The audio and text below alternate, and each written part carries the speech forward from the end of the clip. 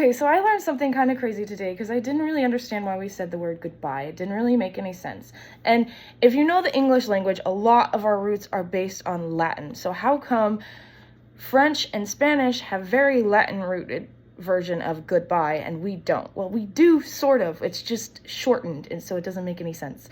But it does make sense. So we're saying God be with you. It was shortened a couple of times, and it eventually gets shortened to goodbye. Also, it was influenced by these phrases that we had of good day and good evening. So it's a mix of God be with you and also good day and good evening. We kind of just shortened it into one little phrase that we can say. But in Spanish and in French, it's a lot different, but it translates to the exact same word. So let's see what we're saying. So in French, there was actually a very similar term that they used, and it was adieu vous commend, which means I commend you to God. And it was shortened to adieu. So to God.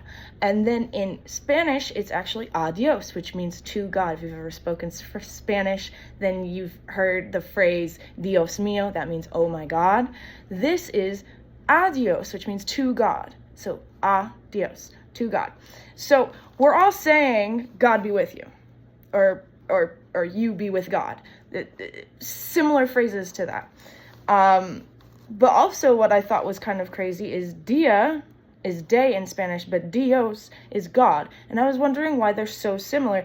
And dia and Dios are related. That's something that I found out. And Dies in the Proto-Indo-European root, which is the Pi root, it means either day or sky god. So it is all connected and in the part of our language that we speak, but don't really understand all the way. So ta-da, there's my little info burst for the day.